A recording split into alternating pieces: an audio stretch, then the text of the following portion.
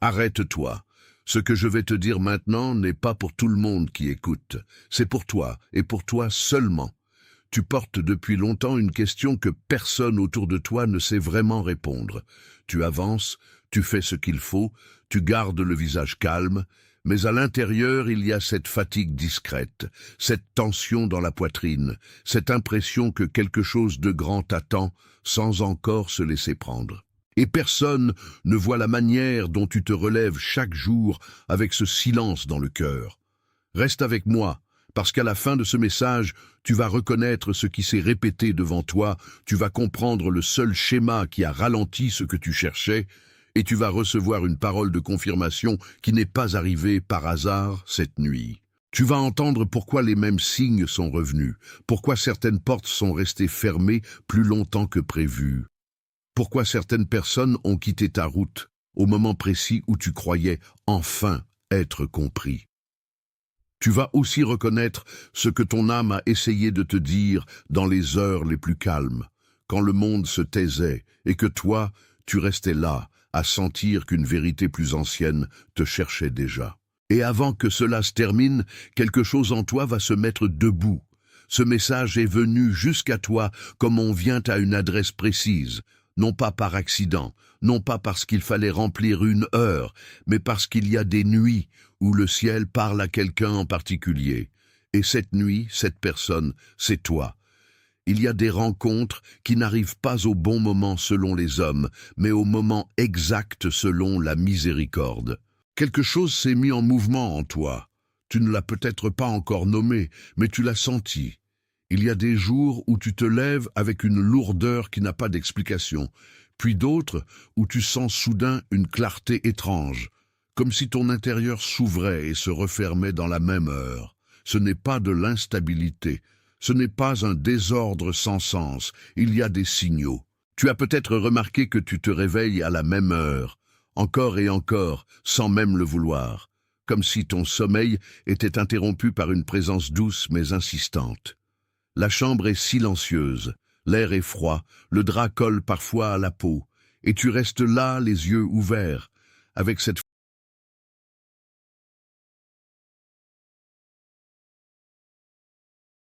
Attention, vous devez vous préparer maintenant. J'ai séparé un matériel pour ceux qui sentent que Dieu parle, mais ne savent pas quand, ni quoi, et vivent dans la peur de manquer le bon moment. Le calendrier secret des élus va vous donner cette clarté. Ce sont 7 secrets du calendrier du ciel, les marques temporelles que Dieu laisse dans la vie de tout élu, pour que vous reconnaissiez les signes, identifiez la saison dans laquelle vous vous trouvez, et voyez la date que Dieu a réservée pour vous avant qu'elle ne passe. Cessez d'appeler coïncidence ce qui est un signe de Dieu. Cessez de vivre selon l'horloge du monde, pendant que le ciel parle dans un autre temps. Cessez d'attendre sans savoir ce que vous attendez. Votre saison est en train de passer, et un élu qui ne reconnaît pas les temps de Dieu arrive non préparé précisément le jour du tournant. Plus de 10 000 élus ont déjà lu les signes et ont eu la conviction qu'ils cherchèrent depuis des années. Ils étaient comme vous. Ils sentaient que Dieu avait quelque chose de prévu, mais ne savaient pas lire les signes. Ils vivaient dans l'attente silencieuse, et ils ont découvert que le jour était déjà dans le calendrier. Il suffisait de le reconnaître. L'offre est ouverte seulement ce mois-ci. Accédez au lien dans le commentaire épinglé maintenant, avant qu'une autre saison de votre faveur ne passe sans que vous vous en rendiez compte. Phrase secrète qui tourne en toi. Pourquoi maintenant? Pourquoi encore? Tu t'es peut-être dit que tu es simplement fatigué, que ton corps exagère, que ton esprit invente. Mais le fait demeure. La répétition te regarde. Tu as aussi senti des vagues émotionnelles qui n'obéissent à aucune logique visible. Un instant, tu es presque stable, presque tranquille, puis, sans raison apparente, une tristesse remonte, ou une envie de pleurer traverse ton thorax, ou bien une paix si profonde descend que tu t'arrêtes au milieu d'une tâche simple, comme si quelqu'un avait posé une main invisible sur ton épaule. Et tu t'es dit en secret, qu'est-ce qui ne va pas chez moi? Mais ce n'est pas une panne, c'est une sensibilité qui se réveille.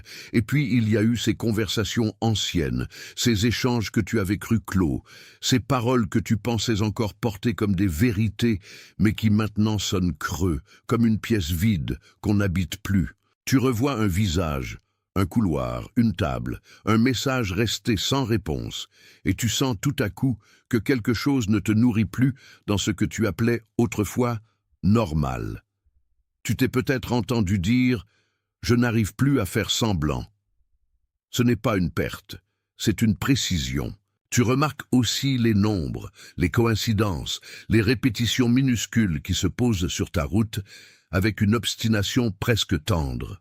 Une heure, une plaque, un total, une page ouverte au même vers, un mot que quelqu'un prononce au même moment où tu y pensais. Tu lèves les yeux et cela recommence, et tu as peut-être murmuré « je vois bien que quelque chose insiste ». Oui, quelque chose insiste, parce que quelque chose veut être reconnu. Alors écoute bien ceci. Ces signes ne sont pas le problème, ils sont la confirmation. Ils n'annoncent pas que tu te perds. Ils montrent que tu es observé, accompagné, appelé à comprendre ce que ton cœur a déjà commencé à sentir avant tes mots. Ils disent que tu n'es pas oublié dans le détail de tes jours, que ta vie intérieure n'est pas invisible, et que même ce qui te semblait confus portait une logique plus haute que ton impatience. Ce que tu as vécu récemment n'est pas une condamnation. Ce sont des repères, ce sont des marques de passage, ce sont les petites lampes qu'on allume sur un chemin, quand il fait assez sombre pour qu'aucune certitude rapide ne suffise. Et je veux que tu laisses tomber pendant un instant l'idée que tout ce qui se répète est forcément un échec. Parfois, ce qui revient parce qu'il veut enfin être vu. Parfois, ce qui te dérange n'est pas là pour te punir, mais pour t'indiquer où ton âme n'a pas encore été pleinement écoutée. Prends une respiration avec moi. Laisse cela descendre un instant. Ne te dépêche pas de comprendre. Certaines vérités n'entrent pas par la vitesse, elles entrent par le silence. Si même une seule de ces choses vient de te rejoindre, si tes épaules viennent de baisser en l'entendant, si ton cœur a reconnu le signe avant ton esprit, écris 888 dans les commentaires. 888, c'est la fréquence du débordement. Tes doigts en train d'écrire ce nombre disent simplement oui. Écris 888, puis reviens vers moi. Mais il y a quelque chose sous ces signes, et ce quelque chose va t'apparaître avec plus de netteté maintenant. Sous ce que tu observes depuis un moment, il existe un seul schéma, une seule mécanique silencieuse qui a pris l'habitude de gouverner plusieurs zones de ta vie. Tu ne l'as pas nommé ainsi, parce qu'il se présente sous des formes différentes, mais c'est le même souffle ancien, la même manière de te faire douter, la même pression subtile qui t'a appris à attendre avant d'oser, à mesurer avant de recevoir, à te retenir avant de te dire entier. Ce schéma, c'est celui du report intérieur. Tu sens l'appel, mais tu le retiens.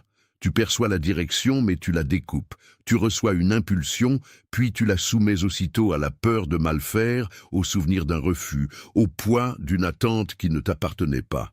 Et à force de faire cela, tu as appris à vivre comme si ton propre élan devait toujours demander la permission. Tu l'as vu dans des décisions simples. Tu as failli envoyer le message, puis tu as laissé passer la soirée, tu as senti qu'il fallait parler, puis tu as avalé les mots.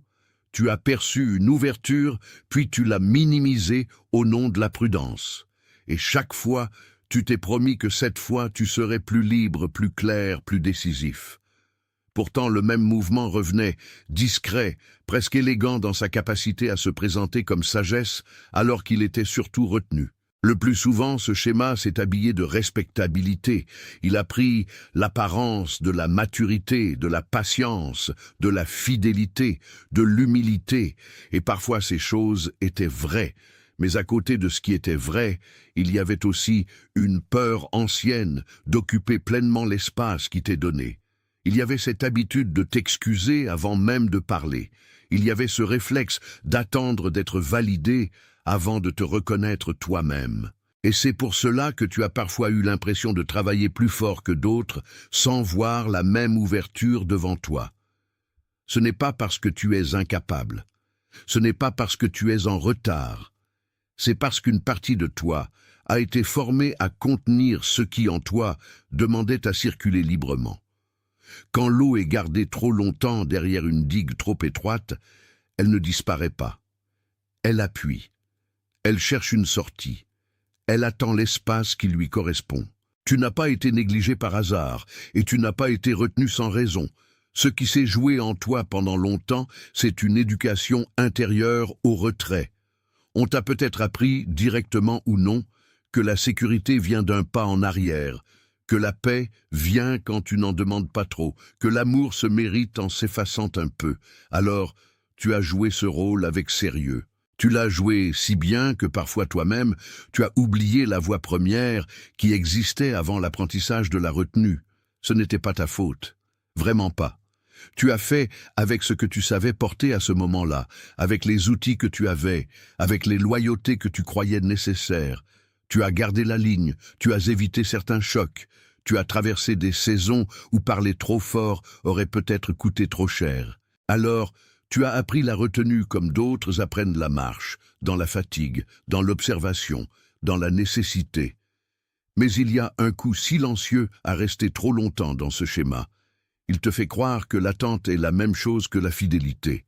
Il te fait croire que l'attention est la même chose que la profondeur. Il te fait croire que supporter suffit à devenir. Et pendant ce temps-là, la part de toi qui sait recevoir, qui sait s'ouvrir, qui sait répondre avec simplicité, s'endort un peu plus. Tu deviens solide, oui, mais parfois trop solide pour laisser passer la vie. Et pourtant, même ici, il y a une couche plus profonde encore, parce que ce schéma n'est pas né de nulle part. Il a été planté dans un sol plus ancien, dans une pièce intérieure que tu n'as pas encore complètement regardée, et c'est là que l'image devient nécessaire. Imagine une cour ancienne, entourée de murs hauts, avec une porte de bois que l'on ouvre rarement en grand. Imagine un lieu qui fut fait pour accueillir, mais qui a appris à se refermer. Le sol porte les traces de pas de ceux qui sont venus avant toi. Au centre, il y a peut-être un arbre, ou peut-être seulement l'ombre d'un arbre qui a perdu sa place avec le temps. Les pierres ont gardé la fraîcheur de la nuit. L'air y circule à peine, et pourtant tout a été pensé pour la lumière. Cette cour, c'est ton intériorité avant le resserrement. C'était un espace vivant, capable de respirer, capable de recevoir, capable de laisser entrer et laisser sortir. Mais un jour, à force d'attente, à force de protection, à force de bruit au dehors, on a commencé à fermer la grande porte plus souvent que nécessaire. On a laissé le vent devenir menace. On a laissé l'ombre devenir habitude. Et petit à petit, ce qui était passage est devenu contrôle. Tu peux presque voir la main qui a fermé cette porte. Peut-être que c'était la peur, peut-être que c'était une parole mal placée, peut-être que c'était une déception qui a laissé trop de traces, peut-être que c'était l'idée qu'il fallait être plus discret pour être en sécurité, mais ce qui a été fermé n'a jamais cessé d'exister. L'espace derrière la porte est resté là. L'arbre, même oublié, a gardé sa mémoire de croissance. Les pierres, même froides, n'ont pas oublié la lumière. Et c'est cela qui explique ce que tu ressens aujourd'hui. Ce n'est pas seulement une fatigue, c'est le souvenir d'un lieu qui veut rouvrir. Ce n'est pas seulement une sensibilité, c'est la cour intérieure qui se souvient qu'elle a été faite pour accueillir la vie sans se contracter à chaque bruit. Ce n'est pas seulement un vertige, c'est la porte qui t'appelle de l'intérieur, comme si quelque chose derrière elle avait attendu ton retour depuis longtemps. Il y a eu un temps où tu as cru qu'il fallait garder cette porte fermée pour survivre. Alors tu as vécu en gardien de toi-même. Tu as surveillé l'accès. Tu as filtré les émotions. Tu as trié les invitations. Tu as pesé les mots. Et à force de veiller, tu t'es épuisé. Non pas parce que tu étais faible, mais parce qu'aucun être humain ne peut rester éternellement sur le seuil de sa propre maison sans finir par sentir le manque d'air. Mais regarde bien ce qui change maintenant. La porte n'est plus seulement une défense, elle redevient un passage. L'arbre, au centre de la cour, n'est plus seulement une silhouette, il reprend de la sève. L'espace qui paraissait fermé commence à se souvenir de sa propre largeur. Et ce souvenir n'est pas spectaculaire, il est doux, profond, presque discret. Il se manifeste par une respiration plus longue, par une larme qui vient sans drame, par un mot que tu n'aurais pas osé dire hier et qui devient soudain possible. Prends un instant encore. Laisse cette image tenir le reste en toi. Ne te presse pas de la quitter. Si cette cour intérieure, si cette porte, si cet arbre qui recommence à vivre te parle d'une manière que tu ne peux pas tout à fait expliquer, écris les mots « Je vois cela » dans les commentaires. Laisse la reconnaissance se sceller là où elle vient de se poser. Écris « Je vois cela » puis reviens vers moi. Puis, parce qu'à partir d'ici, tout change de direction. Tu n'es pas en train d'être poussé vers plus d'efforts. Tu es en train d'être ramené vers le retour. Et le retour n'est pas une liste d'obligations. Tu n'as pas besoin de fabriquer ce qui te manque comme on fabrique un objet manquant sur une table. Tu n'as pas besoin de te durcir pour mériter l'ouverture. Tu n'as pas besoin de prouver que tu es digne en restant longtemps dans la tension. Ce qui t'est demandé maintenant est plus simple et plus profond. Recevoir ce qui revient à sa place. Recevoir la clarté sans la soupçonner. Recevoir la paix sans la disqualifier, recevoir la direction sans l'humilier par l'analyse excessive, recevoir l'affection juste, l'accord juste, le timing juste, sans exiger de comprendre tout le mécanisme avant d'accepter le don. Beaucoup de choses dans ta vie ont retardé leurs fruits parce que tu t'es habitué à vérifier au lieu d'habiter. Le premier geste du retour ressemble à une consécration du matin. Avant de toucher ton téléphone, avant d'ouvrir la journée au bruit des autres, pose une main sur ta poitrine et laisse une phrase simple monter en toi. Je ne me ferme pas aujourd'hui. Pas pour forcer l'émotion, pas pour créer une atmosphère, seulement pour rappeler à ton propre intérieur qu'il n'est plus obligé de rester en garde permanente. Ce geste est petit, mais il parle profondément. Le second geste du retour ressemble à une fréquentation plus honnête de ce qui s'éteint et de ce qui s'allume en toi. À la fin de la journée, regarde sans t'accuser ce qui t'a vidé et ce qui t'a nourri. Observe les lieux, les voix, les habitudes qui ont augmenté la contraction dans ton souffle, dans tes épaules, dans ta mâchoire.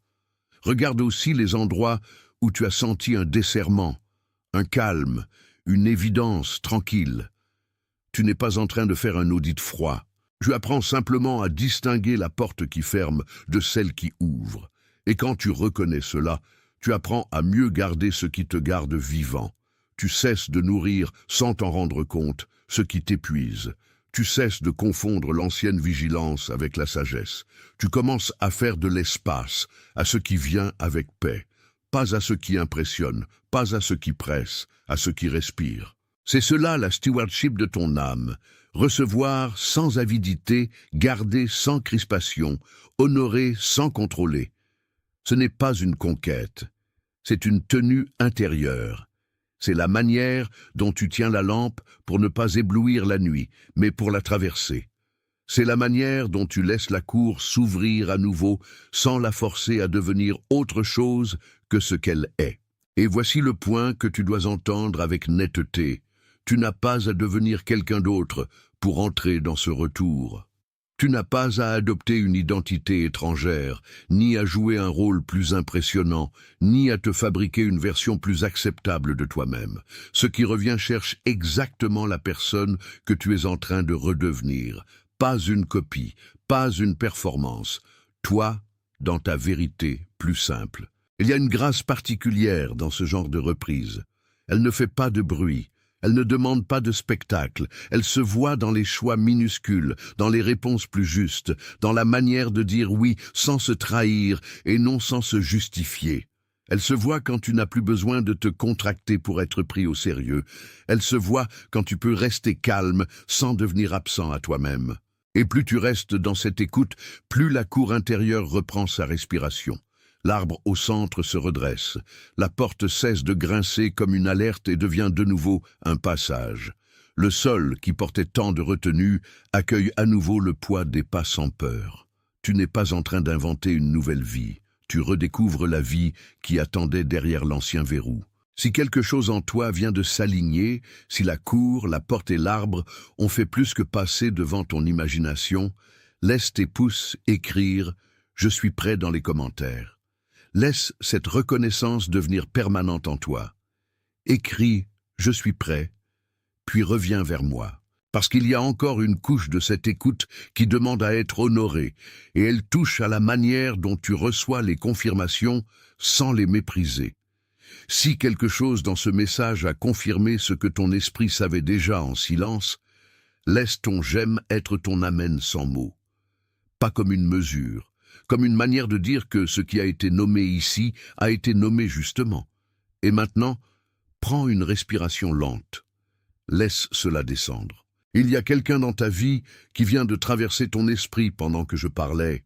Quelqu'un de discret, quelqu'un qui porte beaucoup sans le dire, quelqu'un qui est fatigué d'avoir l'air fort, quelqu'un qui cherche sans oser le nommer, quelqu'un dont le visage apparaît maintenant avec une clarté particulière.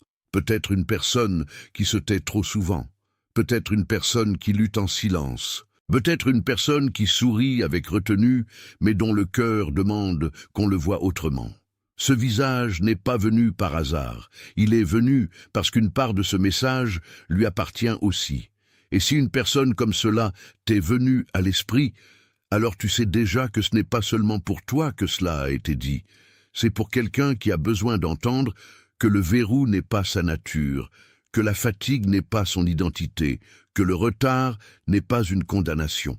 Envoie-le à cette personne, pas comme une recommandation, comme une livraison, comme on remet une lettre à l'adresse exacte, parce que la parole était attendue là. Envoie-le comme un geste de soin, comme une manière de dire « j'ai entendu quelque chose et je pense que cela t'appelle aussi ». Parfois, offrir un message au bon moment est une forme de fidélité plus profonde que n'importe quel discours. Et pendant que tu le fais, garde en toi cette vérité tranquille. Tu n'es pas en train de forcer un destin, tu accompagnes un retour, tu reconnais une ouverture, tu honores une personne en train de redevenir entière. Avant que cela se ferme, écris les mots « Je suis celui qui revient » dans les commentaires. Pas comme un souhait, pas comme une attente, comme une confirmation. Ce qui s'est formé en toi depuis ces dernières minutes est quelque chose que tu porteras désormais avec plus de conscience. Écris-le lentement. Laisse tes doigts faire ce que ton esprit comprend déjà. Tu es confirmé, tu es rétabli dans ta respiration la plus vraie. Tu es ramené à la porte qui t'attendait. Tu es plus proche de ta source que tu ne l'as cru. Tu es accompagné dans ce retour. Tu n'es pas seul dans cette heure. Tu n'es pas abandonné à ton seuil. Tu n'es pas défini par l'ancien verrou. Tu es vu, tu es gardé, tu es conduit. Et maintenant, que cette parole descende sur toi comme une paix qui n'exige rien, comme une lumière qui n'agresse pas, comme une présence qui ne t'arrache pas à toi-même, mais te ramène à ce que tu as toujours porté au plus profond. Que ta maison intérieure retrouve sa largeur, que ton souffle retrouve sa place, que tes pas retrouvent leur juste mesure, que ce que tu as retenu trouve enfin le chemin de la circulation, que ce qui a été contracté s'ouvre sans violence, que ce qui a été fatigué soit visité par le repos, que ton cœur sache discerner sans peur, que ton esprit sache recevoir sans soupçon, que tes mains sachent tenir sans serrer, que ta voix sache sortir sans s'excuser, que la grâce qui t'a cherché trouve en toi un lieu habitable, que la paix ne soit plus un visiteur rare, mais une demeure qui revient. Et pendant que ces paroles se tiennent sur toi, sache que maintenant, partout dans le monde, d'autres reçoivent la même reconnaissance à cette heure. D'autres se lèvent dans le même silence intérieur. D'autres sentent la même porte devenir passage. D'autres découvrent que ce qu'ils prenaient pour un retard était souvent une préparation plus profonde. Tu fais partie d'un mouvement qui ne fait pas de bruit, et c'est précisément pour cela qu'il est réel. It is sealed. Tu es confirmé. Tu es rétabli dans ta respiration la plus vraie. Tu es ramené à la porte qui t'attendait. Tu es plus proche de ta source que tu ne l'as cru. Tu es accompagné dans ce retour. Tu n'es pas seul dans cette heure. Tu n'es pas abandonné à ton seuil. Tu n'es pas défini par l'ancien verrou. Tu es vu. Tu es gardé. Tu es conduit. Et maintenant, que cette parole descende sur toi comme une paix qui n'exige rien, comme une lumière qui n'agresse pas, comme une présence qui ne t'arrache pas à toi-même, mais te ramène à ce que tu as toujours porté au plus profond. Que ta maison intérieure retrouve sa largeur, que ton souffle retrouve sa place, que tes pas retrouvent leur juste mesure, que ce que tu as retenu trouve enfin le chemin de la circulation, que ce qui a été contracté s'ouvre sans violence, que ce qui a été fatigué soit visité par le repos, que ton cœur sache discerner sans peur, que ton esprit sache recevoir sans soupçon, que tes mains sachent tenir sans serrer, que ta voix sache sortir sans s'excuser, que la grâce qui t'a cherché trouve en toi un lieu habitable, que la paix ne soit plus un visiteur rare, mais une demeure qui revient. Et pendant que ces paroles se tiennent sur toi, sache que maintenant, partout dans le monde, d'autres reçoivent la même reconnaissance à cette heure. D'autres se lèvent dans le même silence intérieur.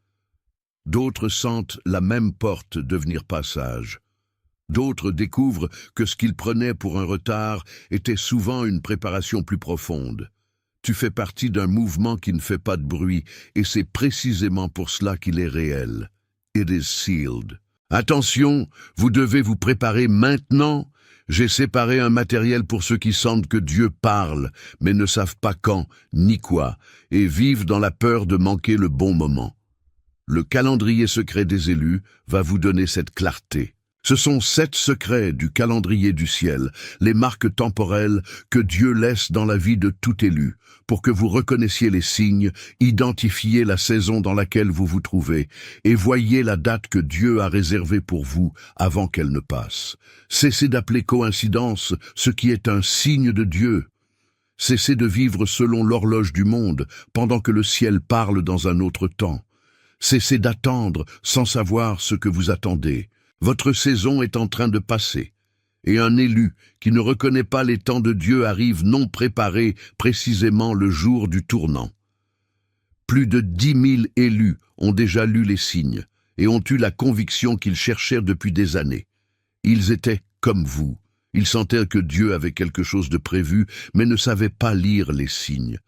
Ils vivaient dans l'attente silencieuse, et ils ont découvert que le jour était déjà dans le calendrier. Il suffisait de le reconnaître. L'offre est ouverte seulement ce mois-ci. Accédez au lien dans le commentaire épinglé maintenant, avant qu'une autre saison de votre faveur ne passe sans que vous vous en rendiez compte.